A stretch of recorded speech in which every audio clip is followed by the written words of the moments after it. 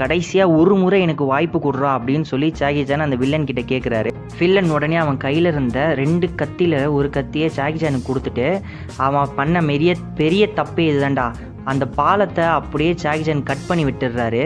அந்த பாலம் அப்படியே உடைச்சிக்கிட்டு அந்த கிளாக்கோடைய கண்ணாடி, அந்த பெரிய அந்த பில்டிங்லலாம் வச்சுருப்பாங்கள்ல கிளாக், அந்த கண்ணாடியை உடைச்சிக்கிட்டு அந்த வில்லன் கீழே விழுந்து அதே இடத்துல உயிர் இழந்துடுறான். இப்போது ராய் வந்து சாகாததுனால ராய் ஜாக்கி சானை பிடிச்சிக்கிறாரு.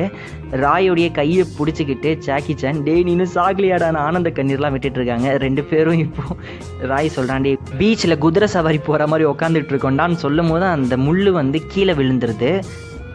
பட் ஆனால் அந்த முள்ளை அவங்க பிடிச்சிக்கிறாங்க கெட்டியமாக. ராய் உடனே உயிர் பயத்தில், உன்ன மாதிரி ஒரு நல்ல நண்பன் எனக்கு கிடைக்க மாட்டான்டா, நீ கிடைச்சதுக்கு நான் புண்ணியம் பண்ணியிருக்கணும்டா அப்படின்னு டைலாக் பேசிக்கிட்டே இருக்கும்போது, எப்பட்றா தப்பிக்க போகிறோம் அப்படின்னு வந்து ராய் கேட்கும்போது, கீழே குதிக்க போகிறோம். கீழே குதிச்சு அந்த ஃப்ளாகை பிடிச்சோன்னா